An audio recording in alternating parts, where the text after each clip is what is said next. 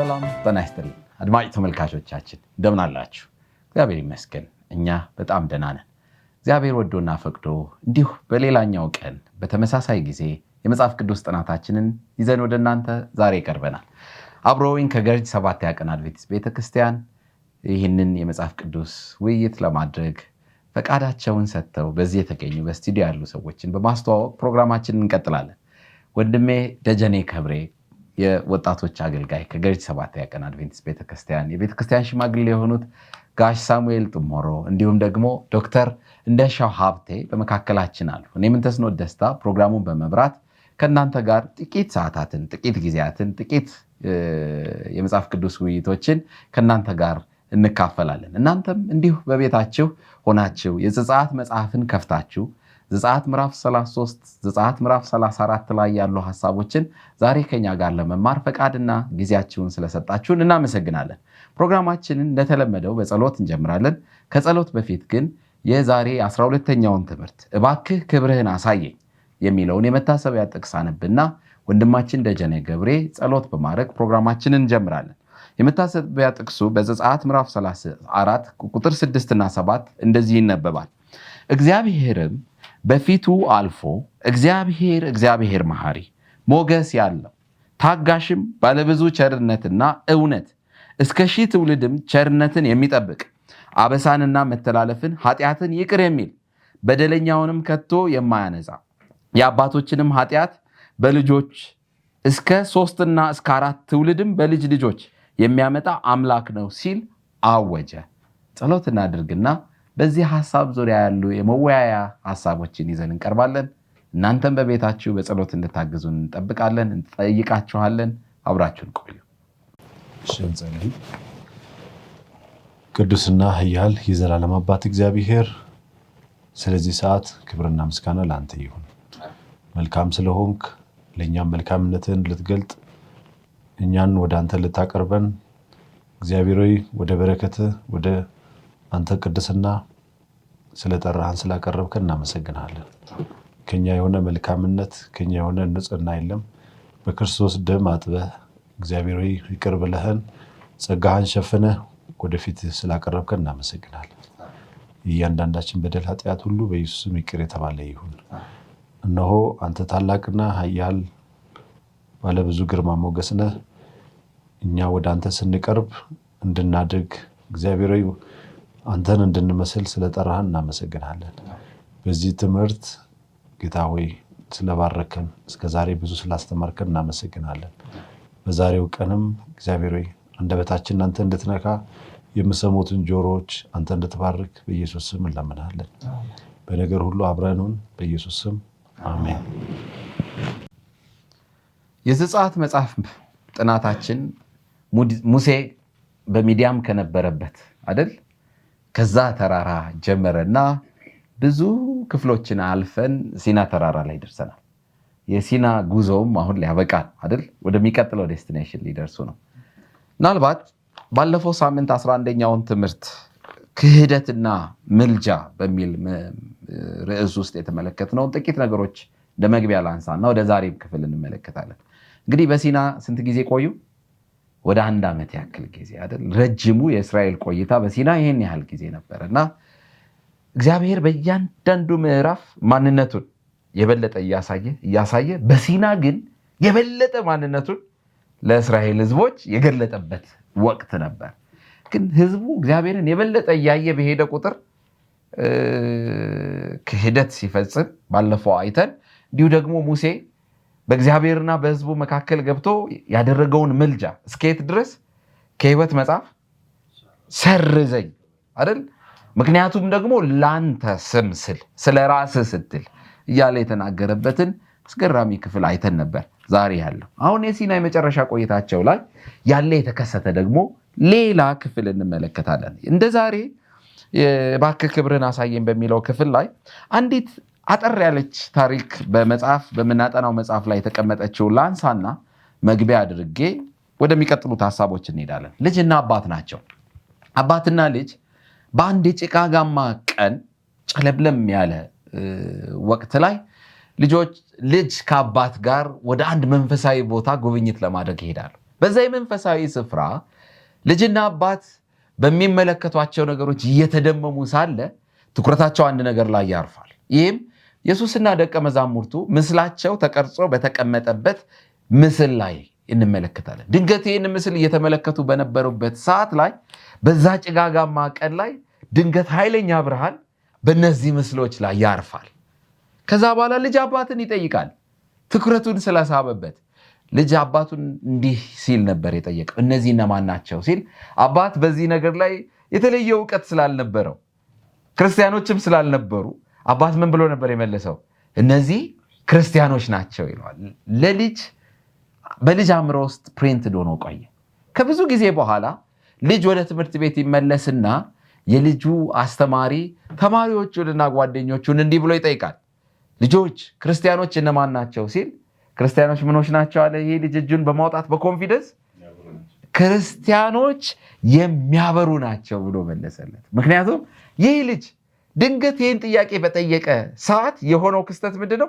በጭጋጋማው ወይም ጨለምለም ባለ ብርሃን ውስጥ ባለ ምስል ላይ የመጣ ድንገተኛ ብርሃን በልጁ አእምሮ ውስጥ ቀርቶ ክርስቲያኖች ብርሃን ያላቸው ናቸው ይላል መጽሐፍ ቅዱስ ሲናገር እንደዚህ ይላል በማቴዎስ ወንጌል ምዕራፍ 5 ከቁጥር 16 መልካሙን ስራችሁን አይተው በሰማያት ያለውን አባታችሁን እንዲያከብሩ ብርሃናችሁ እንዲሁ በሰው ፊት ይብራ ይላል። ዛሬ የምንመለከተው የሙሴ ፊት ኃይለኛ ብርሃን በእስራኤል መካከል እስኪያስፈራ ሙሴ ፊቱን እስኪሸፍን ድረስ ያበራበትን ታሪክ ነው። ይሄ ደግሞ የምናጠናው የመጽሐፍካችን ዋና ሐሳብ ሙሴ በልምምዱ ወደ ደረሰበት የአንድ የእምነት ደረጃ ወይም የአንድ መንፈሳዊ ደረጃን የሚያሳይ የዕለቱ ክፍል ነው እየተመለከትን ያለ ነው። እንደው ማደግ ማለት ዶክተር እንደሻው አንተን ነው የምጠይቀው። እንግዲህ ልጅ ያድጋል ወይ ነው ህይወት ያለው ነገር በሙሉ ያድጋል። ወደ ክርስትና እንምጣ። እንደው ማደግ ማለት ምን ማለት ነው? ሙሴም በህይወቱ ውስጥ እያደገ እንደመጣና ወደዚህ ከፍታ እንደተሻገረ ነው የተመለከትነው። እንደው ከሙሴ ህይወት ጋር አያይዘ እንደው በክርስትና ማደግ ማለት ምን ማለት ነው?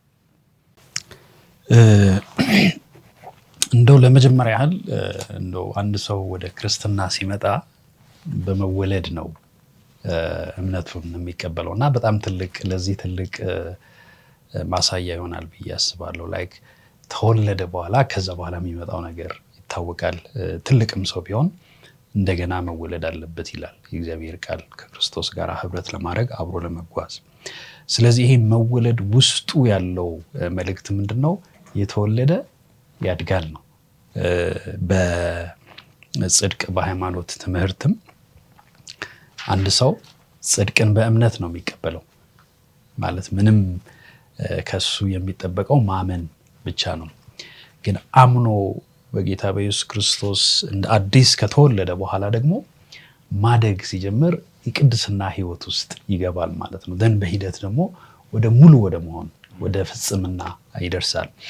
እና ማደግን በሙሴ ህይወት ውስጥ ስንመለከት ማደግ ይሄ በየቀኑ ከእግዚአብሔር ጋር በሚኖርህ ግንኙነት ከእግዚአብሔር ጋር በሚኖርህ ጊዜ እግዚአብሔርን በማወቅ እግዚአብሔርን በመለማመድ እግዚአብሔርን በመፈለግ እግዚአብሔርን በህይወትህ በዕለት ተዕለት ህይወትህም በማንኛውም የህይወት ኮርነር እግዚአብሔርን የምታውቅበት ሂደት ነው ማደግ። እና ለዚህ ነው በመጽሐፍ ቅዱሳችን በእግዚአብሔር ጸጋና ዕውቀት እንድናድግ በጴጥሮስ ሁለተኛ ጴጥሮስ 3:18 በጌታ አነበዋለሁ እንደዚህ ይላል ነገር ግን በጌታችንና በመድኃኒታችን በኢየሱስ ክርስቶስ ጸጋና ዕውቀት እደጉ ለእርሱ አሁንም እስከ ዘላለም ቀን ድረስ ክብር ይሁን አሜን ይላል። እደጉ ስለዚህ በዛ ግንኙነት በዛ ዕውቀት በዛ ጸጋ ስታድግ ከእግዚአብሔር የምታገኘው አዳዲስ መገለጦች አሉ። እድገት ወደ መገለጥ ነው የሚወስድና መገለጥ ደግሞ የሚያቆም ነገር አይደለም። ኦልዌይስ ስለ እግዚአብሔር ከምናውቀው ይልቅ የማናውቀው ነገር ይበዛል። በድንግዝግዝ አይደለም የሚለው ጳውሎስ። ስለዚህ በሙላት እግዚአብሔርን የምናውቀው በዚያ ስፍራ ከእግዚአብሔር ጋር ነው። እስከዛ ጊዜ ድረስ ግን ይሄ እግዚአብሔርን በጸጋው በእውቀቱ እያደግን ከሱ ጋር የበለጠ እየተቀራረብን ስንሄድ የበለጠ እየተገለጠልን በጣም የሚገርመው ደግሞ እግዚአብሔር ትንሽ ነገር ገለጥ ሲያደርግልን የበለጠ እንድትናፍቅ ነው የሚያደርገው። የሙሴም ልምምድ ያ ነበረ። የሚጨመር ሐሳብ አለ ጋሽ? እዚህ በጥናታችን መግቢያ ላይ አንድ የቀረ ምሳሌ አለ እና ከዚህ ርዕስ ጋር የሚገናኘው ነው አግኝቼዋለሁ። የክርስትና ሕይወት በተከታታይ የሚካሄድ የዩኒቨርሲቲ ትምህርት እንደማለት ነው የሚል ሐሳብ አለ። የማያቋርጥ ዩኒቨርሲቲ ውስጥ ነን። ይሄ የተገለጸበት ምክንያት በአንድ ጊዜ ዛሬ አምነን ዛሬውኑ እድገትን ጨርሰናል ማለት እንዳልሆነ ለማሳየት ነው። አሁን ይህ ነገር ከሙሴ ጋር የተገናኘ ነው። ሙሴ እስካሁን ባየነው አሁን 11 ትምህርቶችን ተምረናል። በ11ዱ ትምህርት ውስጥ ከዚህ ከሲናይ በረሃ ጀምሮ ዛሬ የደረስንበት እስከምደርስ ድረስ ከእግዚአብሔር ጋር ነበር። ብዙ ነገሮችን አይቷል፣ ብዙ ተምሯል። ግን አሁንም በቂ እንዳልሆነና እንዳላደገ እየተሰማው ነው። ስለዚህም ነው በዛሬ ትምህርት ላይ እባክህ ክብርህን አሳየኝ የሚል ጥያቄ ያነሳው። የእግዚአብሔርን ክብር ማየት ይፈልጋል። ብዙ ነገሮችን ማወቅ ይፈልጋል። አንድ ቦታ ላይ አልቆመም። ምን ነገር አለ እዚህ በትምህርታችን ላይ ለአንደኛ ክፍል ተማሪ የተዘጋጀ ካሪኩለም አለ። ከ1 እስከ 100 ቁጥሮችን ማወቅ አለበት ተብሎ የተቀመጠ ነገር አለ። አንድ ተማሪ ከ1 እስከ 100 ካወቀ በቃ ለዛ ደረጃ በቂ ነው፣ ያልፋል። ግን በሚቀጥለውም ዓመት ከ1 እስከ 100 ለሁለተኛውም ዓመት ከ1 እስከ 100 የሚባል ነገር የለም። ዓለማዊውም ማለት ነው። ደረጃ በደረጃ ክርስቲያኖችም ደረጃ በደረጃ ማደግ ያለባቸውና ሁል ጊዜም ራሳቸውን አሳልፈው ሰጥተው ከእግዚአብሔር መመሪያ እየተቀበሉ በመንፈስ ቅዱስ አማካኝነት እያደጉ የሚሄዱ መሆናቸውን የሚያሳይ ክፍል ነው። ትንሽ ጀምር። አንድ ሰው ምናልባት በእድሜ ደረጃ በየትኛውም እድሜ ደረጃ ሊወለድ ይችላል፣ እንደ ክርስቲያን ማለት ነው። ኒቆዲሞስን አይተህ ከሆነ ትልቅ ሰው ከሆነ በኋላ እንደገና መወለድ አለብን ስለው ክርስቶስ እንዴት ሊሆን ይችላል? እንደገና እንደ እናቴ ማፀን ውስጥ ገብቼ መወለዳለሁ እና በየትኛውም እድሜ ሰው ክርስቶስን ሊቀበል ይችላል። ጌታ ሲቀበል እንደ አዲስ ነው የሚወለደው። የዛን እንደ አዲስ ሲወለድ እንደ አዲስ ነው የሚያድገው። ማለት የቀደመው የአካዳሚክ እውቀቱ የምን እውቀቱ ለዚህ ዋስትና ይሆናል እና ከክርስቶስ ጋር አዲስ ልጅ ነው እና እንደ አዲስ ነው ማደግ ያለበት። እንደ አዲስ ከእግዚአብሔር ጋር ጊዜ ማድረግ ያለበት እና አንዳንድ ሰው ቅድም እንዳልከው ልክ ጌታን ሲቀበል የሆነ ነገር እንደው በፍላሽ እንደሚጫን አይነት የተጫነበት አይነት የሚመስል ቶሎ የሆነ አዲስ መገለጥ ቀጥታ የሆነ ለውጥ ይጠብቅና ነው ወዲያው ሚዲያ ላይ ገብተው ስብከት የሚጀምሩም አሉ። ከዘፈን ዳይሬክትሊ ገብተው ወይ ከሙዚቃ ከተለያየ ዓለማዊ ኑሮ ተመልሰው መመለሳቸው ጥሩ ነው፣ ግን ከእግዚአብሔር ጋር ጊዜ ያስፈልጋቸዋል። ጳውሎስ እንኳን እኮ ወደ አረብ ሄዶ የተወሰኑ ጊዜያቶችን ቆይቷል እና ማደግ የምንለው ከእግዚአብሔር ጋር መጀመሪያ የራስ ጊዜ ያስፈልጋል። ማደግ አለብህ፣ ስለ እግዚአብሔር ማወቅ አለብህ። ለሌሎች ስትናገር ያን ምታታይ ሳይሆን በቃ በኤክስፒሪየንስ በህይወት እግዚአብሔር ያሳየህን ነገር ነው የምታስተምረው። ድንገት በመጫን የሚመጣ ወይም ደግሞ ድንገት ኤኒዌይስ ሐሳቡ ክሊር ነው። ክርስትና ፕሮሰስ ነው፣ ሂደት አለው። ልክ ቅድም በቆንጆ ሁኔታ ተቀምጧል። ከመወለድ ይጀምራል ሁልጊዜም። ከዛ በኋላ ግን በእያንዳንዱ የክርስትና ወይም የእምነት ደረጃዎች ማደግ መጨመር አለበት። የአንደኛው ደረጃ ላይ ደርሶ ያለፈው ለምሳሌ የቅድም አቶ ሳሙኤል ጥሩ አድርገው አንስተውታል። እስከ አንደኛ ክፍል የሚጠበቀው እስከ 100 ማወቅ ነው፣ ወይም ፊደሎችን ኤቢሲዲ እስከ ዜድ ማወቅ ነው፣ ወይም ሀሁን እስከ መጨረሻው ፊደል ማወቅ ነው። ምናልባት ግን 4ኛና 5ኛ ክፍል ላይ ተማሪው እዛ ደርሶ እስከ 100 ብቻ ማወቅ ይጠበቅበታል። የሚያስወድቅ እንጂ የሚያሳልፍ አይደለም።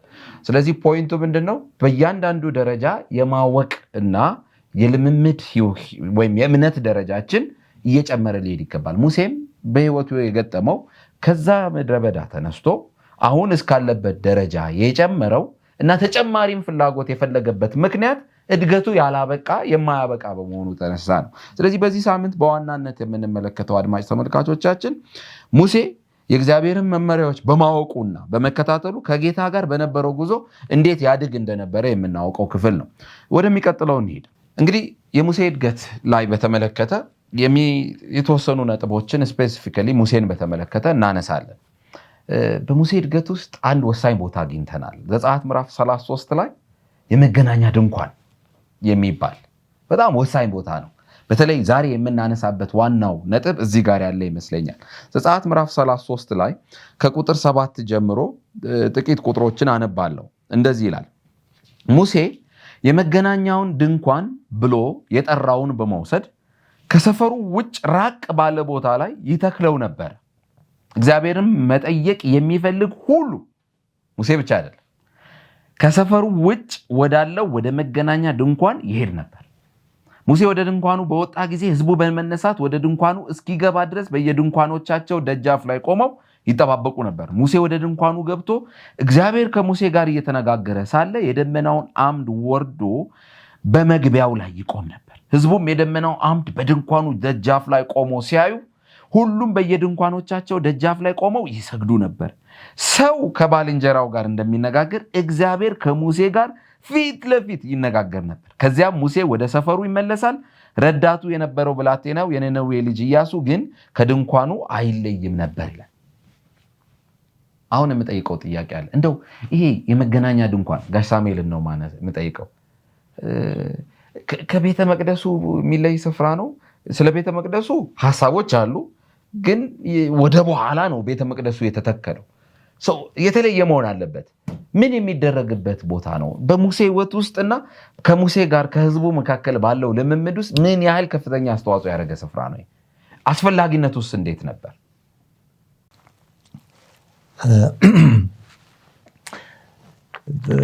እግዚአብሔር ሙሴን ከመጀመሪያው እየተጠቀመበት ነው የመጣው። ሙሴም እግዚአብሔር ያለውን ነገር በሙሉ ምንም ሳያዛንፍ እየተከተለ መመሪያን እየተከተለ በትክክል እያስፈጸመ አሁን የደረስንበት ቦታ ድረስ መጥቷል። እግዚአብሔር የመረጠው ሰው ነው። ከዚህ በፊት እንደተማርነው በተደጋጋሚ ከእግዚአብሔር ጋር ተገናኝቷል። ወደ ተራራም ወጥቷል። ከዚህ በፊት የተማርናቸውን የቃል ኪዳን ደንቦችንም 10ቱን ትእዛዛትንም ጭምር ከእግዚአብሔር ተረክቦ ለእስራኤል ሕዝቦች ሲያስተላልፍ ሲመራም ሲያስተምርም ቆይቷል። እንግዲህ ባለፈው ትምህርት ላይ እንዳየነው የእስራኤል ልጆች ኃጢአት በመስራታቸው የተነሳ ለጥጃ በመስገዳቸው የተነሳ በመጀመሪያ እግዚአብሔር ቀጥሎም ሙሴ ተቆጥተው ነበር። በጣም ተቆጥተው ነበር። እንዳውም እንደምናስታውሰው ሙሴ እግዚአብሔር የሰጣቸውን 10ቱን ትእዛዛት ወርውሮ እስከ መስበር ደርሶ ነበር። በዛ ታሪክ ውስጥ አንድ የተማርነው ትልቅ ነገር አለ። ምንድነው እሱ? የሰው ልጅ ይሄን ሁሉ ጥፋት ሲያጠፋ በአጭር ጊዜ ውስጥ ወደ ጣዖት አምልኮ ሲመለስ እግዚአብሔር ታጋሽ ስለሆነ እንደውም እንደ ሰዎቹ አፈጻጸም ቢሆን ኖሮ ወዲያው እነሱ ሰዎች የማይረቡ ናቸው ተብሎ መጥፋት ነበረባቸው። ግን እግዚአብሔር ርኅሩህ ስለሆነ ትዕግስተኛ ስለሆነ እንደገና እንዲመለሱ የሚፈልግ ስለሆነ አሁንም በሙሴ አማካይነት ሊያስተምራቸውና ሊመልሳቸው ፈልጓል። ያንንም መመሪያ ለሙሴ ማስተላለፍ ፈልጓል። ሙሴን አዞታል። ከካምፕ ውስጥ ነው የሚኖሩት። ትልቅ ካምፕ ነው። ብዙ ሺህ ህዝብ ነው ያለው። ያ ህዝብ ከተሰበሰበበት ቦታ ወጣ ብለ ድንኳን ስራ ብሎ አዟል። በብዙ ሰዎች ይህንን ድንኳንና ቤተ መቅደሱን ያምታታሉ። ቤተ መቅደስና ይህ ድንኳን በጣም የተለዩ ነገሮች ናቸው። ይሄ ድንኳን ያስፈለገበት ምክንያት እግዚአብሔርና ሙሴ እንደ ወዳጅ ናቸው። ይህንን ነገር እንደው ወዳጅ ማለት ምን ማለት ነው? ወዳጅ ማለት ጓደኛ ብቻ ነው አይደለም። እንግዲህ እያንዳንዱ ሰው በዓለማዊ ኑሮ ለእያንዳንዱ ሰው የልብ ወዳጅ አለው። ማንኛውንም ምስጢር ይነግሯል። ችግር ሲያጋጥመውም ችግሩን ለሁሉ ሰው የማይገለጸውን ነገር የተሻለ ግንኙነት አላቸው። አንዱ የሌላውን ምስጢር የሚጠብቅ ነው በዓለማዊ ማለት ነው። ምስጢር የሚጠብቅና የልብ ጓደኛ ማለት ነው። የልብ እያንዳንዱ ምንም የማትደባበቅበት ሁሉን ነገር በግልጽ የምትነግርበት ነው። ሙሴ እና እግዚአብሔር በመካከላቸው የነበረው ግንኙነት የዛ አይነት ነው። ሙሴ እግዚአብሔርን መመሪያ እግዚአብሔርን ይሰማል፣ መመሪያውን ይቀበላል፣ ጥያቄ ሲኖርም ይጠይቃል። ስለዚህ ነው በዛሬ ትምህርት እግዚአብሔርን እየጠየቀው እኮ ነው። ክብርህን አሳየኝ፣ ስለአንተ ሁሉንም ነገር ሊወቅ እያለ ነው። ስለዚህ በዛ ድንኳን ሆኖ ሙሴም ሆነ ሌሎች እግዚአብሔርን መጠየቅ የሚፈልጉት መገናኘት የሚፈልጉት ነገር ካለ የሚገናኙበት ከሰፈር ወጣ ያለ ድንኳን ተሰርቶ ነበረ። ሙሴ እዛ በሚሄድበት ጊዜ እግዚአብሔር በዳመና መልክ ይመጣ ነበር። እንግዲህ ሙሴ ከእግዚአብሔር ጋር በዚህ በዳመና ውስጥ ሆኖ የሚወያይበት የሚነጋገርበት ቦታ ነው ይሄ። ስለዚህ ይሄ ቦታ ፈጽሞ ቤተ መቅደሱ አይደለም የሚለውን አንደርላይን እናደርጋል። እንደው ይህ ቦታ ሌሎቻችሁ ማሳብ ስትሰጡ ትኩረት እንድታደርጉ ፈልጌ ነው። ከሰፈሩ አንደኛ ከሰፈሩ ውጭ በቃ የተለየ ስፍራ ነው አይደል? እና ደግሞ ቤተ መቅደሱን ስናስብ በቤተ መቅደሱ የሚኖሩ ካህናቱ ሊቀ ካህናቱን ወይም ደግሞ ሌሎች አገልጋዮችን ህዝቡ እስከ አደባባይ ስፍራ ብቻ ቀርቦ ስርዓት አድርጎ የሚሄድበት ነው። ይሄ መገናኛ ድንኳን ግን ማንኛውም ይላል አይደል? ቅድም ከሰፈሩ ውጭ ሩቅ ባለ ቦታ ላይ የትኛው እግዚአብሔርን መጠየቅ የሚፈልግ ሁሉ የሚሄድበት ስፍራ ነው። እንደው ምን አይነት ቦታ ይመስላችኋል? ምን መጣ በአእምሯችሁ? ደጀኔ? እኔ አንደኛ እንደ ቤተክርስቲያንም እያየሁት ነው። አንደኛ ሁለተኛ ደግሞ በግሌ ከእግዚአብሔር ጋር የተለየ ጊዜ የጸሎት ቦታ አሁን አንዳንድ ትላልቅ ሆቴሎች ኢቭን ለይተው ፕሬየር ሩም ይላሉ እና አንዳንድ ቤቶችም ሲሰሩ የጸሎት ክፍል እያሉ የለዩ ክፍል እየጨመሩ ኮንዶሚኒየሞች ጭምር እንደዛ እየሰሩ ነው እና ከእግዚአብሔር ጋር የተለየ ኳሊቲ ታይም የምታሳልፍበት የተለየ ከሰፈር መውጣቱ በራሱ እኮ በቃ ምንም አይነት ትኩረትን ከትኩረት ጋር የተያያዘ እኔ አንዳንዴ ሐዋሳ ከባለቤቴ ጋር ስንኖር አንዳንዴ ሌላ ስራ ቀን ራሱ ሞተር እንይዝ ነበርና ማዕከል ያለ መናሪያ ቸርች የሚባል አለና እዛ እንሄዳለን። ቸርቹ ባዶ ነው፣ ግን በጣም ደስ የሚል ጊዜ ነው። እዛ ትጸልያለህ፣ በእግዚአብሔር ፊት ያለንን በርደኖች ጸሎት አደራዎች እናቀርባለን እና በጣም የተለየ ጊዜ የምናሳልፍበት ነው እና እንደዛ ይመስለኛል። ቅድም እንዳልኩ የቤተ መቅደስ ልዩነት በጣም ጋፕ አለው። ቤተ መቅደስ ከመሰዊያው አለ፣ ጉባኤ ቦታ፣ ቅድስተ ቅዱሳን፣ እነዚህ የሚባሉ ስርዓቶች አሉ። ራሱን ችሎ ቤተ መቅደስ ስርዓት አለ። ቤተ መቅደስ አሁን በአሁኑ ዘመን ቤተክርስቲያን አይደለም እና ቤተክርስቲያን ግን እግዚአብሔርን በተለየ ሁኔታ የምናይበት የምናገኝበት ከእግዚአብሔር ጋር የልባችንን ማንም ሰው ቤተክርስቲያን ነው ማንም ሰው ይመጣል። ቅድም አንተ እንዳልከው ማንም ሰው እንዲመጣ ወደ እግዚአብሔር ፊት እንዲቀርብ የራሱን ቀንበር እዛ አራግፎ ቀላሉን የእግዚአብሔርን ቀንበር ተሸክሞ እንዲሄድ የሚፈለግበት ቦታ ነው እና በጣም የተለየና ደስ የሚል ጊዜ የሚያሳልፉበት ነው። ስለዚህ በህይወታችን እጅግ አስፈላጊ ፖይንት ነው ይሄ። ሁልጊዜ ከእግዚአብሔር ጋር የተለየ ግንኙነት የምናሳልፍበት የዚህ አይነት ስፔሻል ፕሌስ አይደል? ምንም አይነት ነገር ኢንተረፕት የማያደርገን ከእግዚአብሔር ጋር ያለንን ኳሊቲ ታይም በጣም ወሳኝ ጊዜ የምናሳልፍበት ቦታ በሙሴና በህዝቡ መካከል አስፈላጊ ከነበረ በእኛም ህይወት ውስጥ አስፈላጊ ነው ማለት ነው።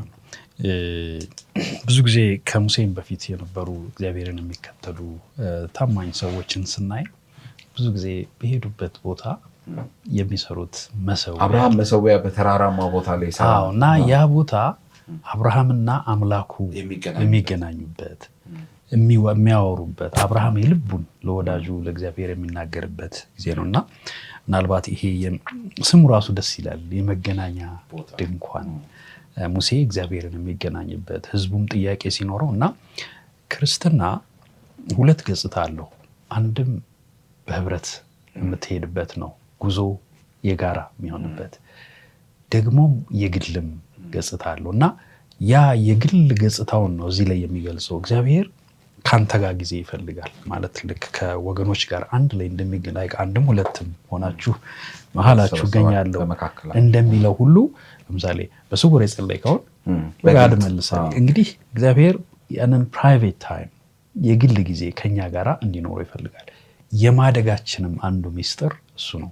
መገናኘት ስትገናኝ የሙሴ ጥያቄዎች በኋላ የሚመጡት እንዴ እስካሁን አያውቀውም እንዴ የሚያስብልም ነውና ለዛም አንዱ ምክንያት ይሄ መገናኛ ከዛም በፊት እንደዛም ይመስለኛል ሙሴ በሚዲያምም በነበረ ጊዜ በግብጽ ውስጥ በነበረ ጊዜ ማለት ይናገራል እኮ እግዚአብሔር ጋር ብዙ ይናገራል። አሁን ደግሞ ያንን ሌቭል ትንሽ እግዚአብሔርም ከፍ እንዲል ይፈልጋል። ስለዚህ ወዳጅ ጋር ግንኙነት ስናረግ እንደው ከሁሉ ጋር ነው ወዳጅ የተባለበትም ምክንያት እኮ የተለየ አይደል ወይም ደግሞ የተመረጠ ሰዓት አይደል ሁለቱም ጥሩና አሪፍ ጊዜ የሚያሳልፉበት የተለየ ሰዓት የሚያሳልፉበት ነውና ይሄ በጣም አስፈላጊ ነው።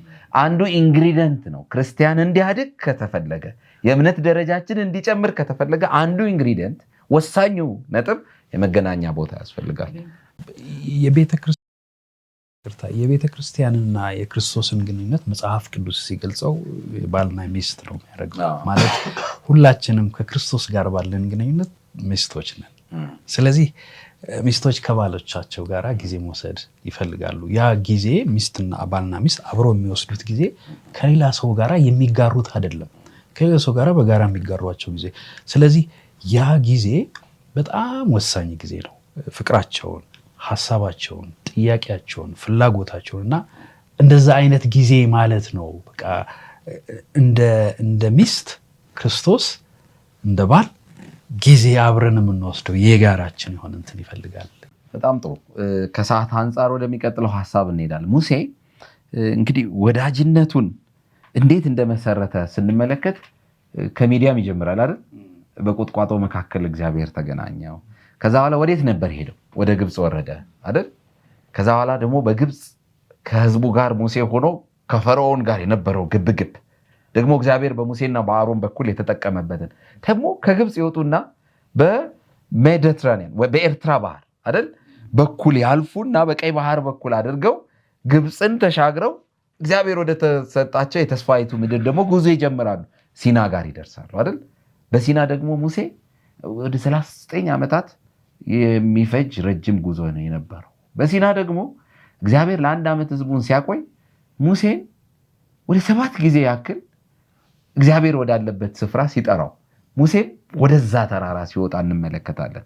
ከዛም በኋላ ደግሞ የሙሴ እግዚአብሔር ግንኙነት እስከ የት ይዘልቃል?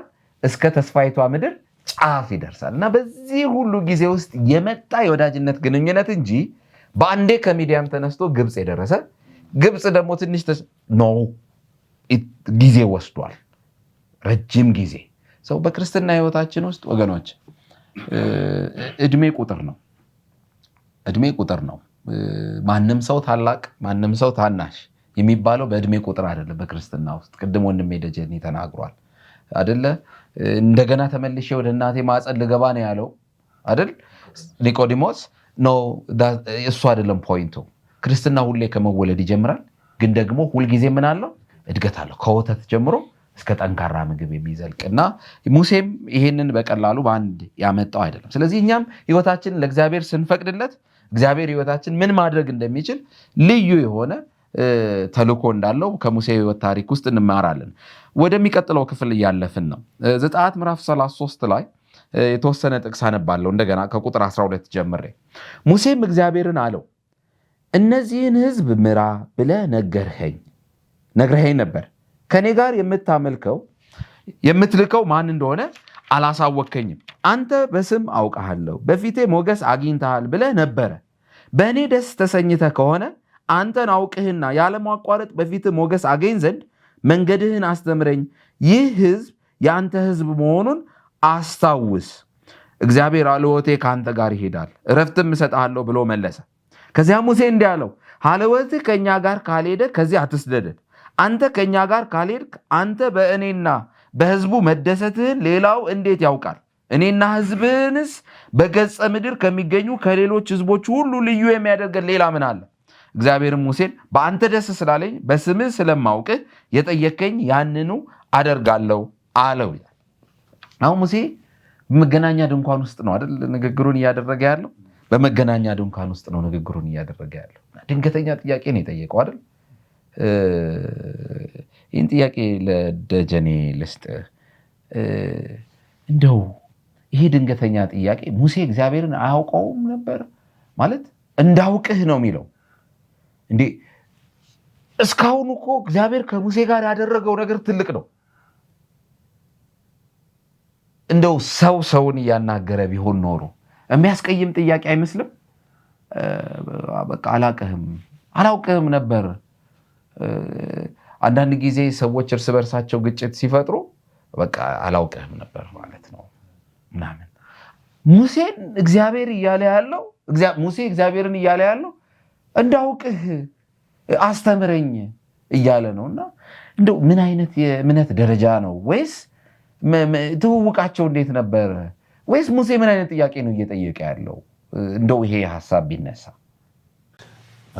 እሺ አሁንም በፊትህ ሞገስን አግኝቼ እንደሆነ አውቅ ዘንድ በፊትህ ሞገስን አገኝ ዘንድ መንገድን እባክህ አሳየኝ አለና እንግዲህ ቅድም እንዳልከው ነው ሙሴ ከመውጣት ነው የጀመረው።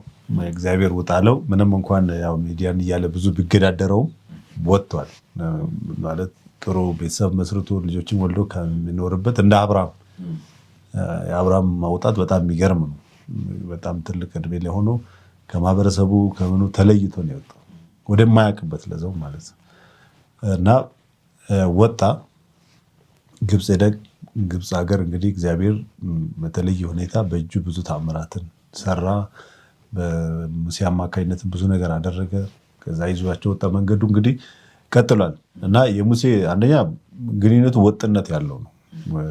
በቃ ከእግዚአብሔር ጋር ወጥነት ባለው መልኩ እንደ ሙሴ የተጓዘ ሰው ያለ አይመስለኝም። እና ሙሴ እዚህ ጋር እያለ ያለው በቃ ጉጉቱን ነው። እግዚአብሔር በቃ ባህር ነው፣ ጥልቅ ነው ማለት እውነትን ለመናገር እስከ መጨረሻውም እግዚአብሔርን ጨርሶ ያውቀዋል ብዬ አላምንም።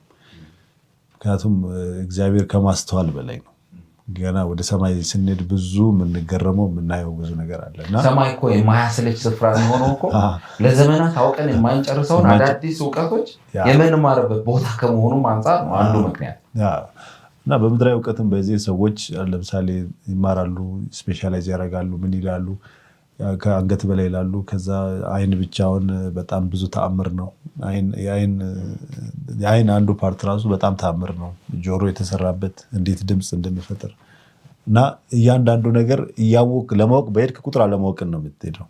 የእግዚአብሔር ተፈጥሮ ነው። ሳይንቲስቶች እውቅና ባይሰጡም እግዚአብሔር የሰራው ተአምር ነውና ይህንን ሁሉ የሰራው ፈጣሪ ደግሞ እንዴት ግሩም ነው፣ እንዴት ድንቅ ነው፣ እንዴትስ የማይታወቅ አምላክ ነው ማለት እና ሙሴ ደግሞ ከምንም በላይ እውቀትን አይደለም እዚህ ጋር እየጠየቀ ያለው በቃ የበለጠ እግዚአብሔር ጋር መቅረብን ማደግን ልምምድና በጣም በተለየ ሁኔታ የእግዚአብሔር ፍቅር ውስጡ አድሯል እና በየጊዜው እያደገ የመጣው ማንነቱ እግዚአብሔር በፊቱ የሰራው ምሕረቱ ቸርነቱ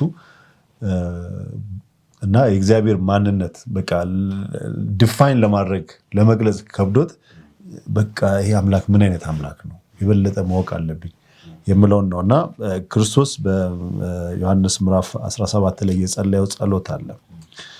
እውነተኛ አምላክ ብቻ የሆንክ አንተ የላከውንም ኢየሱስ ክርስቶስን ያውቁ ዘንድ ይቺ የዘላለም ሕይወት ናት ይላል እና የክርስቶስም ምኞቴ ነው ሰዎች እግዚአብሔር እንዲያውቁ በቃ አብ ልጁ ገለጠው ነው አይደለም ነው ክርስቶስ ነው የሚያውቀው። ስለ አብ የሚያውቀው እሱ ነው እና ሰውንም የሚያውቀው ክርስቶስ ነው እና ጋፑን ያውቃል። በሰውና በአምላክ መሀል ያለው ጋፕ በጣም የሰማይና የምድር ያክል ነው፣ ጨለማ ነው እና የክርስቶስ ጉጉት ምንድነው? በቃ ይህንን ግሩም አምላክ እንዲያውቁ ዘንድ ብሎ ነው እና ረጅም ጸሎት ነው። ምዕራፍ 17 ሙሉ የክርስቶስ ጸሎት ነው ዮሐንስ ወንጌል እና የክርስቶስን ምኞት ይሄ ነው። በቃ እኛም ልንመኘው የሚገባን ልንጠማ የሚገባን በቃ የሆነ ጊዜ ክርስቲያን ሆነናል፣ የሆነ በሳምንት እየድን ቸርች እየድን እንመጣለን፣ በቃ አምልኮ እናደርጋለን፣ እንዘምራለን። ጉጉቱ አለን ወይ? በቃ ስለ እግዚአብሔር ለማወቅ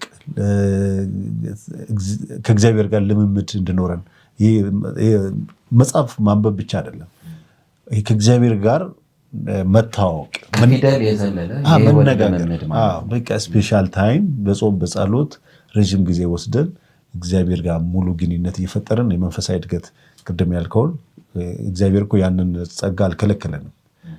ኦንሊ ቲንግ እግዚአብሔር በነገራችን ላይ የእግዚአብሔር መገኘት ደስ የሚልም ነው የሚያስፈራም ነው። የሚያስፈራው ኃጢአተኛ ስለሆነ ነው። አዳም ኃጢአተኛ ሲሆን ነው የፈራው። ፈራሁና ተደበቅኩ ይላል እና ከኃጢአት ዓለም እየራቅን ወደ ክርስቶስ እየጠጋን በንስሐና በጸሎት ህይወት እየቀረብን ስንሄድ እግዚአብሔር ሊያናግረን ሊያሳውቀን ራሱን ሊገልጥ ራሱን ብርሃን በእኛ ሊያንጸባርቅ ዝግጁ ነው ማለት ነው። እኔ ኢሳያስ ነው ትዝ ያለኝ። ኢሳያስ ትዝ ይላችኋል? ኢሳያስ ምዕራፍ 6 ላይ ትንቢተ ኢሳያስ እስከ ምዕራፍ 5 ኢሳያስ ከእግዚአብሔር የተቀበላቸውን ማስጠንቀቂያዎች ወደ ህዝቡ እያመጣ ህዝቡን እየተናገረ ይቆይና ምዕራፍ 5 ላይ ካለፈ በኋላ ወደ ምዕራፍ 6 ሲሻገር ኢሳያስ እግዚአብሔርን በክብሩ በዙፋኑ ላይ አየና ምን ሆንኩ ነው ያለው?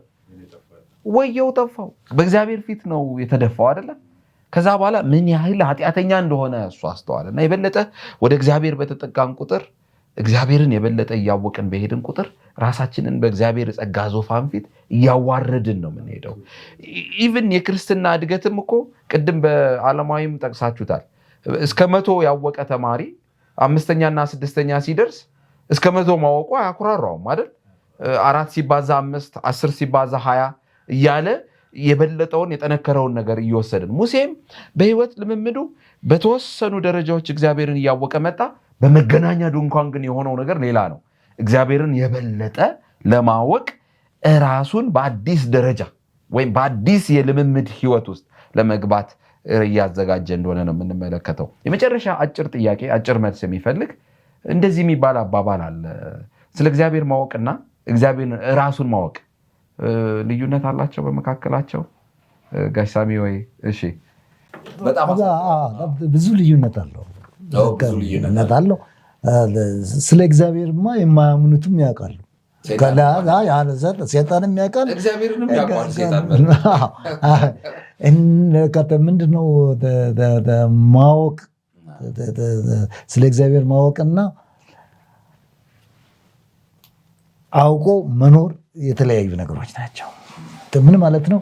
የእግዚአብሔርን ባህሪ ተላብሶ መኖርና እግዚአብሔር እንደዚህ ነው ብሎ እንደ ተረት ተረት ማወቅ በጣም የተለያዩ ነገሮች ናቸው። ስለዚህ ስለ እግዚአብሔር ማወቅ በክርስትና ደረጃ ላይ ምንም ቦታ የለውም።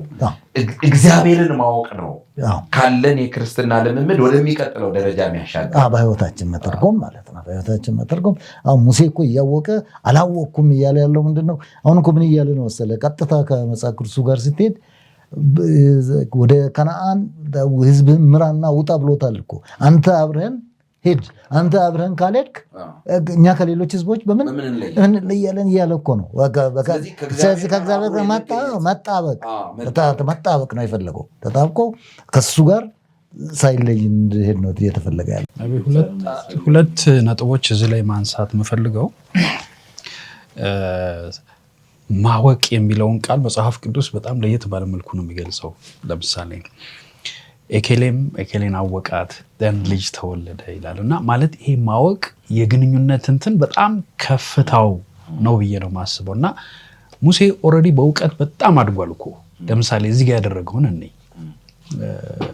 የእግዚአብሔር ሀልወት በጣም በቃ ምንድነው የምትደራደርበት ነገር አይደለም። ሙሴ እግዚአብሔር ምንድነው ያለው? ሙሴ ነው በቃ እኔ ካንተ ጋር አሆናለሁ ብሎ ሰው የለም ከኔ ጋር ብቻ አይደለም ከህዝብህም ጋር እንድትሆን እፈልጋለሁ። በጣም ይሄ ማለት የሙሴን የእድገት እንትንም ነው የሚያሳየው እና እዛም ደረጃ ተደርሶ የማወቅ ጥያቄ አለ ማለት የሚያበቃ ነገር አይደለም።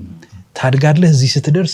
ምክንያቱም ሐዋርያ ጳውሎስ ምን ይላል ሲጸልይ በኤፌሶን ምዕራፍ 3 ይመስለኛል ወደ እግዚአብሔር ፍጹም ሙላት እስክትደርሱ ድረስ ምንድነው ርዝመቱ፣ ስፋቱ፣ ጥልቀቱ ለማወቅ የሚበልጠው ዘንድ እና ይሄ የሙሴን እንትን የምናየው ኦልዌይስ የምታቆመው ነገር አይደለም። ማወቅ የሚለው ነገር ማለት ይሄ ከፍተኛ የግንኙነት ሌቭል ነው።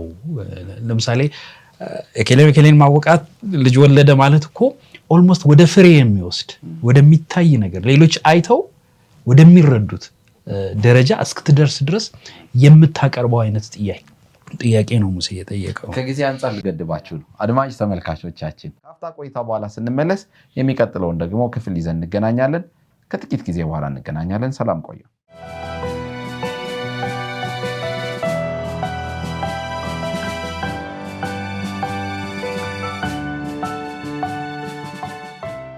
ሙሴ በእግዚአብሔር ፊት በጣም ወሳኝ ጥያቄ የጠየቀበትን ሐሳብ እየተመለከትን ያለነው። አሁን ደግሞ ከጥያቄዎቹ መሃል ሌላኛውን ደግሞ በመገናኛ ድንኳን ውስጥ የጠየቀውን ሌላኛውን ጥያቄ እባክህ ምንን አሳየኝ? ክብርህን አሳየኝ። የሚገርመው የሙሴ ልምምድ ከዘጸአት ምዕራፍ 19 ጀምሮ ያለ ይሄ ወደ ተራራ የመውጣት ልምምድ ሙሴ 7 ጊዜ ነው ወደ ተራራ የወጣው።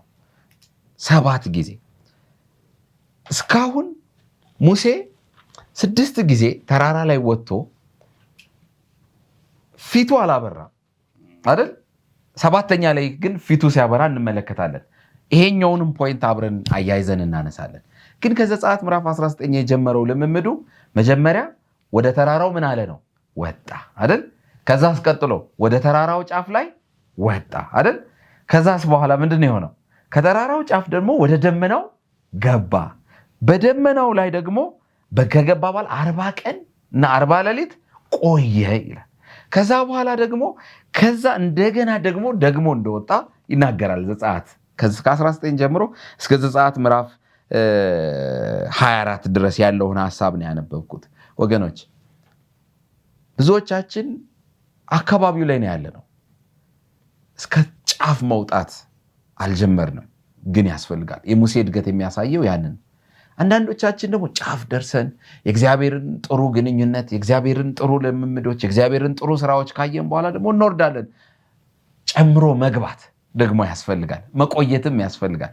ደግሞ ደጋግሞ መውጣትና በዛ ቦታ ላይ መገኘት ያስፈልጋል። የክርስትና ልምምዳችን እድገት የሚያሳየው የዛኔ ነው። አሁን ሙሴ ከነዚህ ልምምዶች በኋላ ዘጸአት ምዕራፍ 33 ላይ እግዚአብሔር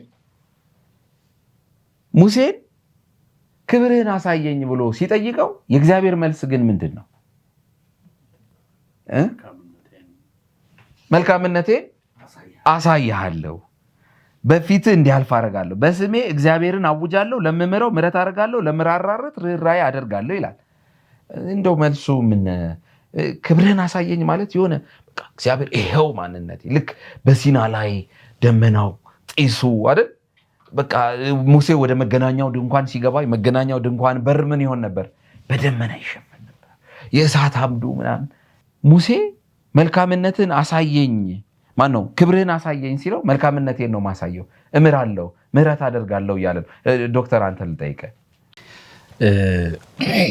የሙሴ ጥያቄ አሁንም በጣም እኔ አንዳንድ ጊዜ ይህንን ክፍል ሳነብ ለራሴ የጠየቅኩት ነገር ወይም ደግሞ ሁላችንም ራሳችን ልንጠይቀው የምንችለው ነገር እስቲ እግዚአብሔርን ሬጉለርሊ የምንጠይቀው ጥያቄ ምንድን ነው?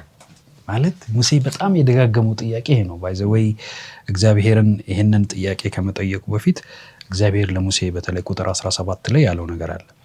በጣም ደስ ስላሰኘኝ በስምህ ስለማውቅህ የጠየቀኝን ሁሉ አድርግልሃለሁ ሲለው አይ ቲንክ የሰሎሞንን ጥያቄ እናስታውሳለን። ምንድን ነው የምትፈልገው? እስቲ ተመሳሳይ ጥያቄ ነው ለሙሴም የተጠየቀውና ሙሴ ይህንን ባለው ጊዜ ሙሴ የጠየቀው ጥያቄ ባይዘው ይሄ ቁጥር 17 ላይ ነው። በአንተ ደስ ስላለኝ በስምህም በጣም የሚገርም ነው። ማለት እንደዛ ቢልህ እግዚአብሔር ምንድን ነው የሚሰማ? በጣም ደስ ብሎኛል ቹቹ በአንተ ስምህንም አውቃለሁ እና እስኪ የምትፈልገውን ጠይቀኝ ቢልህ ፕሮባብሊ ምንድን ነው የምትጠይቀው ጥያቄ? እና ሙሴን እግዚአብሔር እንደዛ ሲለው ከዛ በፊት ሙሴ ያለው ነገር ነበር። ምንድን ነው ያለው? ቅድም ይህንን ሀሳብ አንስተነዋል። ሀልወትህ ከኛ ጋር ካልሆነ አንወጣም። ምክንያቱም በዚህ ህዝብና ያንተ ባልሆነው ህዝብ መካከል ልዩነቱ አንተ ብቻ ነህ። አንተን ይሄ ማለት በእኔና በማያምነው ሰው መካከል ሪሊ እግዚአብሔር ነው ወይ ልዩነቱ? ልዩነታችን እሱ ነው ወይ ዘንድ እግዚአብሔር ከዛ በኋላ ነው ይሄን ለሙሴ እንትን ያለው እና በጣም ደስ ብሎኛል ባንተ በጣም በጣም ረክቻለሁ ደግሞ በስምም አውቃለሁ ማለት በደንብ አውቃለሁ እግዚአብሔር መቼም ስለ ዕውቀት እግዚአብሔርን ማነጋገር አንቺ ያውቃል እግዚአብሔርና አውቃለሁ ሲል ምን ማለት እንደሆነ አይ ቲንክ የበለጠ ነገሩን ጥልቀት እንዳለው ስለዚህ የጠየቀኝ ሁሉ አድርግልሃለሁ ሲለው ነው ክብርህን አሳየኛል ይሄ የመገለጥ ጥያቄ ነው እግዚአብሔር እስቲ ግለጥልኝ ራስን ማን አንተ ሰዎችን ዛሬ ክብርን አሳየኝ ብል ልታሳየኝ የምትችለው ነገር በእርግጠኝነት ወይ ያለህን ነገር ነው ወይ የተማርከውን ትምህርት ነው የምትነግረኝ ወይ የዋልክበትን በጣም ታዋቂው ያንን ካንተ ክብር ጋር ነው አታች የማደርግ ወይ አንድ ሀገር መርተሃል ወይ የሆነ ነገር እግዚአብሔር ግን ክብርህን አሳየኝ ብሎ ሙሴ ሲጠይቀው ለሙሴ የገለጠለት ብዙ ጊዜ እነዚህ ነገሮች በጣም አብስትራክት ናቸው ለምሳሌ ደስታ የሚታይ ነገር አይደለም መልካምነት የሆነ የምትጨብጥ ኤክስፕሌን ነው የምታደርገው እግዚአብሔርን ሲያየው እግዚአብሔር መልካምነትን ነው እግዚአብሔር ውስጥ ማየት መሐሪነትን ይቅርባይነትን ደግነትን ፍቅሩን ነው በዛ ውስጥና የእግዚአብሔር ክብሩ መልካምነቱ ነው ምናልባት ወደኛ ሲመጣ ያ ክብር ደግሞ የዚህ የመልካምነቱ ነጸብራቅ ስንሆን የኛ ክብር ያ ነው የሚሆነው እግዚአብሔር ልክ የፀሐይና የጨረቃ ሪሌሽንሺፕ ማለት ነው ጨረቃ የራሷ ብርሃን የላትም ግን ከፀሐይ የተቀበል ከምንጩ የመጣውን ለሌላው በሷ በኩል አልፎ ለሌላው እንዲደርስ ታደርጋለች ስለዚህ እግዚአብሔር ክብሩ መልካምነቱ ነው ሙሴም ያየው ይሄንን ነው ከዮሐንስ 3:16 ጋር ሰንበት ትምህርታችን ያገናኘዋል እንደውም በአዲስ ኪዳን ወርቃማው ጥቅስ ዮሐንስ 3:16 ዮሐንስ 3:16 ብዙዎቻችን በቃላችን የምናውቀው ነው አይደል ጥቅሱን እናንሳውና እንደው ከእግዚአብሔር ከዚህኛው ጥቅስ ጋር የሚገናኝ ነገር አለው እንደው ከመታሰቢያ ጥቅሳችን ጋር እንደሚገናኝ የሚናገር ክፍል አይተናል እዚህኛው ክፍል ላይ በጣም የሚገናኙና የሚገርሙ ጥቅሶች ናቸው እነዚህ ሁለቱ የተነገረው በእግዚአብሔር ሙሴ ጥያቄ እየጠየቀ ክብርን አሳየኝ እያለ ጥያቄ እየጠየቀ ሲያስቸግር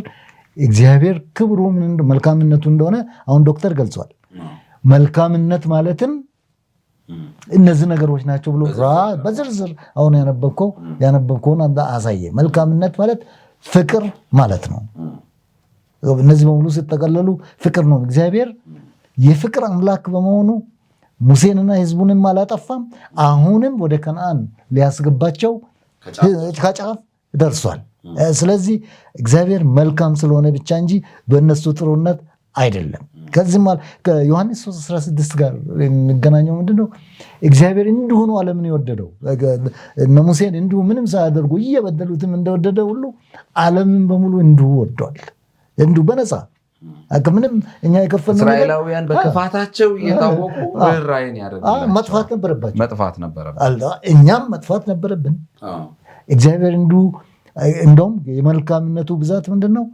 ራሱን በሰው አምሳያ ወደ ምድር አመጣ የሥጋ ለባሽን ህይወት እንድኖር አደረገ ከዚህ የበለጠ መልካምነት የለም ስለዚህ የእግዚአብሔርን የመልካምነቱን ባህሪ የምናይበት ትክክለኛው ስፍራ መስቀሉ ነው በመስቀል ላይ ያለው ማን ነው ራሱ ጌታ አይደል መልካምነቱ ጥግ ኢየሱስ ሰው ሆኖ በሰው አምሳል ተፈጥሮ አይደል ተወልዶ ከዛ በኋላ በመስቀል ላይ ምናልባት ተጨማሪ ሐሳቦችም ካሉ ከዚህ ሐሳብ ጋር ደጀኔ እንድታነሳ እድል እሰጣለሁ ዘጸአት ምዕራፍ 34 ላይ እንግዲህ ሙሴ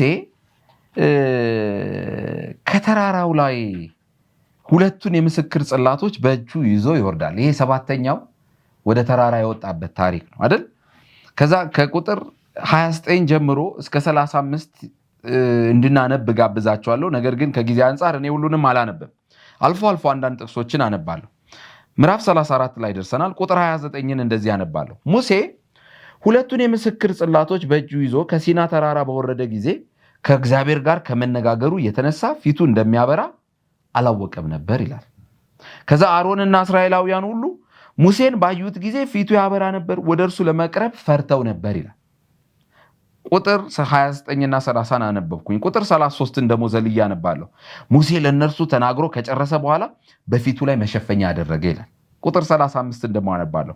ፊቱ የሚያበራ መሆኑን አዩ። ከዚያም ሙሴ ከእግዚአብሔር ጋር ለመነጋገር ተመልሶ እስኪሄድ ድረስ መሸፈኛውን መልሶ በፊቱ ላይ ያደርግ ነበር። ከእግዚአብሔር ጋር ሲያወራ መሸፈኛው ይነሳል፣ ወደ ህዝቡ ሲመጣ ደግሞ መሸፈኛ ያደርጋል። እንደው ምን አይነት ደረጃ ነው ይሄ በሙሴ ህይወት ውስጥ? አንዳንድ ጊዜ እኔ ሙሴን እና እግዚአብሔር የነበራቸው ወዳጅነት ሳይ እንደው ይሄ እድል ለእኔ በደረሰ እላለሁ። አንዳንድ ጊዜ ደግሞ ሙሴና እነዛን 70 ሽማግሌዎች ወደ ተራራ ይዘው እግዚአብሔር ግብዣ አደረገ ይላል አይደል? እንደው በቃ በዛ ቦታ ላይ መገኘት እንዴት ያለ እድል ነው እላለሁ። የመገናኛ ድንኳኑን ስሰማ በቃ የሆነ ሀይ የሚያደርግ ያ ልምምድ እንደው ይሄ እድል ለእኛም አለን። አንደኛ ቆሮንቶስ ምዕራፍ 3 ቁጥር 18፣ ሁለተኛ ቆሮንቶስ ምዕራፍ 3 ቁጥር 18 ላንብብ። እኛም ሁላችን በመጋረጃ በማይከደን ፊት የጌታን ክብር እንደ መስታወት እያብለጨለጭን መንፈስ ከሚሆን ጌታ እንደሚያደርግ ያን መልክ እንመስል ዘንድ ከክብር ወደ ክብር እንለወጣለን ይላል። ያው መልሶ ይሄ ነው። እድሉ አለ። በነገራችን ላይ በዚህ ምድርም እያለን ክርስቶስ የኖረውን ህይወት እኛ እንድንኖር እድሉ ተሰጥቶናል። ፈቃደኛ እስከሆነ ድረስ ክርስቶስ ያገኘውን ኃይል እንድናገኝ ክርስቶስ ሰው ሆኖ የተወለደው ወይም ሰው ሆኖ የኖረው እኛ እንደዛ እንድንኖር ስለሚፈልግ ነው። እና ክርስቶስ ያደረጋቸውን ታምራት መስራት እንችላለን። ክርስቶስ የፈወሳቸውን ሰዎች ድዌውን፣ ሽባውን፣ አይነ ስውሩን ያን ሁሉ ያደረገው የተለየ ፍጥረት ስለሆነ ሳይሆን ከእግዚአብሔር ጋር ጥብቅ ግንኙነት ስለነበረው ነው። እና እንደ ሙሴም ሌሊት ከእግዚአብሔር ጋር ስለሚያሳልፍ ነው። ከአብ ጋር የተለየ ማልዶ ተነሳ። ሙሴ እኮ ወደ ተራራ ሲወጣ አንበባችሁ ከሆነ ማልዶ ነው የሚለው። እና በትንቢት ጽሑፎችም አለና ይሄ ፋውንቴን ትላለች፣ ፏፏቴ። ይህም ፏፏቴ ሁላችንም እንድንጠጣ የተፈቀደ ነው ይላል። እና ፈቃደኝነት ነው የሌለን። ይህንን ታምር የሚሰራ ማንነት እንዳናገኝ የሚያደርገው የእኛ እንብተኝነት፣ የኛ አመፅ ነው። እና ቅድም ስለ እግዚአብሔር መልካምነት ስትናገሩ በጣም የገረመኝ ነጥብ ሰዎች በጣም ከፍተኛ የክርስትና ሌቨል መድረስ ባለባቸው ሰዓት ነው በከፍተኛ ክህደት ውስጥ የገቡት። እስራኤላውያን በቃ ረጅም ጊዜ ከእግዚአብሔር ጋር አሳልፈዋል። በጣም ቅድም እንዳልከው ትልቅ ሌቨል አለ። ሊቃውንት የሚባሉት እኮ በእግዚአብሔር ቤት ያ ከእግዚአብሔር ጋር ያላቸው ግንኙነት ነው። እና ካህናት የሚባሉት ከእግዚአብሔር ጋር እና ወደ ክህነት የሚደርሱ ሌቨል ላይ በጣም የማይጠበቅ ክህደት ውስጥ ገቡ። እና ለዛም ነው እግዚአብሔር ከዚህ በኋላ ካለባቸው ከሰሩት እርኩሰት አንጻር እና ከእግዚአብሔር ቅድስና አንጻር በቃ እነዚህ ሰዎች እግዚአብሔር ጋር አብሮ መሄድ አይችሉም፣ ይጠፋሉ። ለዛ ነው መልአክ አብሯቸው በቃ እነዚህ ህዝቦች ይጠፋሉ ብሎ ነው እንትን ያለው። ግን ምን አደረገ? ስቲል መልካምነቱን አሳየ። ስቲል ኃጢአታቸውን ይቅር አለ። ስቲል ወደ እሱ አቀረበ ማለት ነው። እና ስለ ሙሴ ስንመጣ ሙሴ እያበራ ነበር። ስቲል እያበራ መሆኑ ለእሱ ቢግ ድል አይደለም፣ ማወቅም አይደለም፣ አያውቅምም። ግን ሰዎችም ነግሮታል። ነግሮት አሰረ ነው ምለው ምናምን ብሎ እንደ ዘመኑ እንትን አላለ። በጣም የሚበልጠውን ትልቁን ክብር አይቷል። ራሱን በቃ ትሁት ነው ያደረገው፣ ራሱን ዝቅ ነው ያደረገው። በቃ ማየት ተቸግሮ ከሆነ ብሎ አስሮ ነው እንትን ያለው። እና እግዚአብሔርም ክብርን አሳየኝ ስል በጣም በግማሽ ደቂቃ ውስጥ በጣም ብዙ ዓለማትን ማሳየት ይችላል። እግዚአብሔር ከዚህ ብዙ ዓለማት አሉት፣ በጣም አስደናቂ ፍጥረት አሉ። እና ያንን በቀና ይህን ቤተመንግስት ምናምን ስማርት ሲቲ ምናምን ይህ ልለው ይችላል። ግን ያሳየው ምንድን ነው? መልካምነቱን ያሳየው። ያ ቢግ ዲል አይደለም። እግዚአብሔር ማድረግ የሚችል ድንቅ አምላክ ነው። ድንቅን የሚሰራ አምላክ ነው። ታላቅ አምላክ ነው። እና ኃይሉን ከባድ ኃያል አምላክ ነው። እና ሙሴ ያንን ብርሃን ነው ያንጸባረቀ ያለው። እና የልጁን መልክ እንድትመስሉ ይላል ጳውሎስ። እና ያንን መልክ እንድንመስል ሰዎች ሲያዩን ጨለማ ውስጥ ባንናገርም በዚህ ምድር ስንመላለስ ስንወጣ ስንገባ ሰዎች የሚያዩን ጸጋ አለ።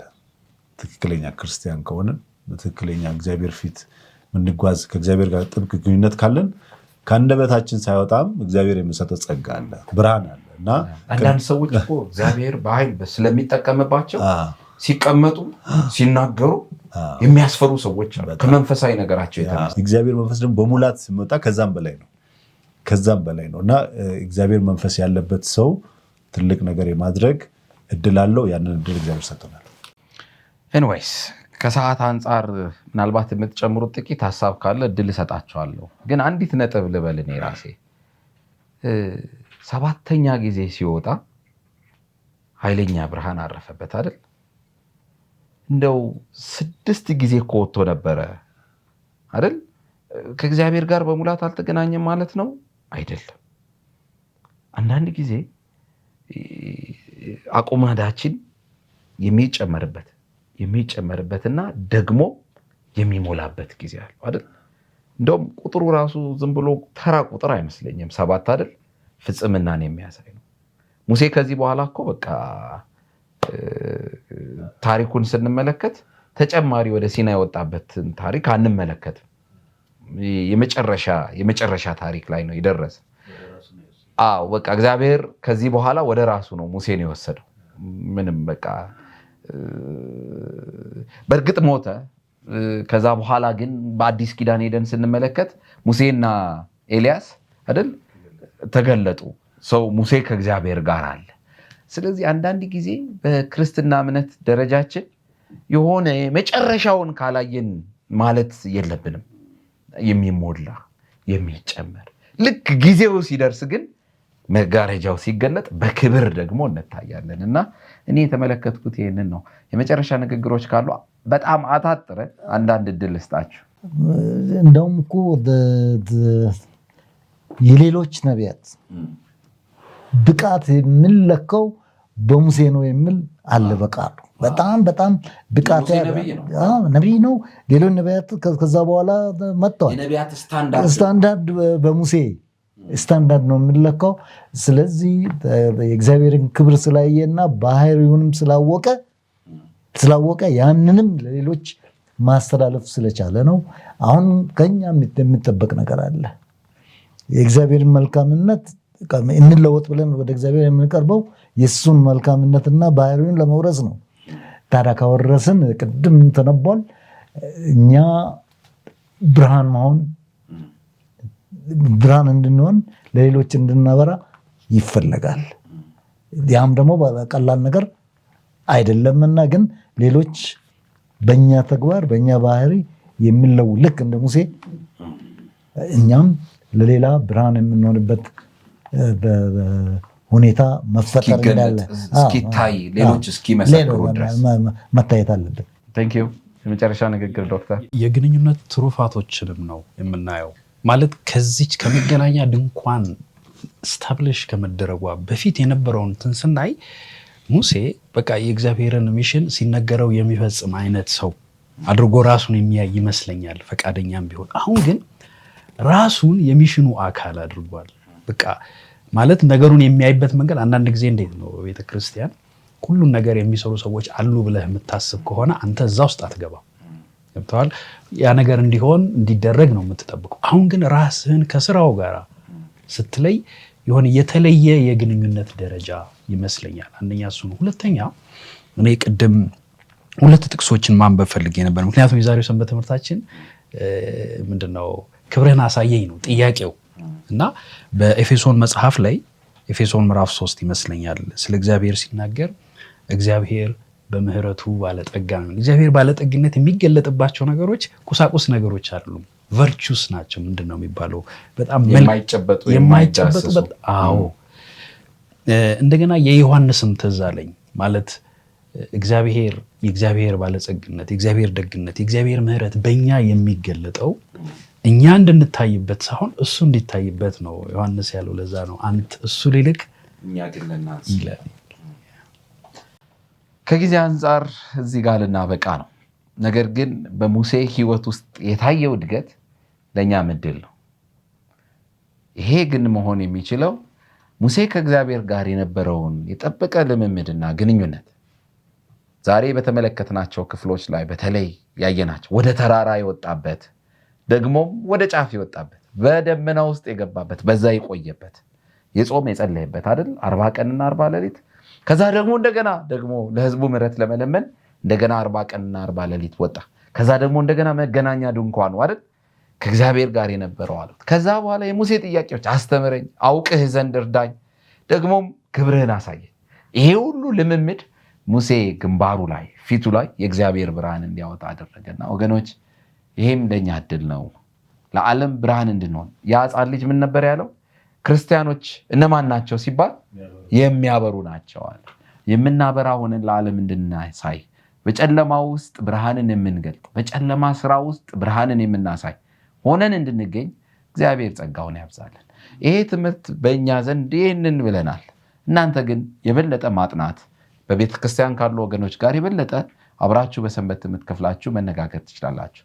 ምናልባት ከቤተ ክርስቲያናችን ውጭ ያሉ በቴሌቪዥን መስኮት የምትመለከቱን ሰዎች ካላችሁ በስክሪኑ ስር ባሉ አድራሻዎች ታገኙን። ይህን መጽሐፍ አብራችሁ ልታጠኑ ትችላላችሁ። ልትደውሉ እንዲሁም ልትጽፉልን ትችላላችሁ። ይህ ጸጋ ለሁላችን የተገለጠ ነው። ሁላችን ከበረከቱ መካፈል እንድንችል ጌታ ጸጋውን ያብዛልን። ስለነበረን ቆይታ እናመሰግናለን። ሰላም ቆዩ።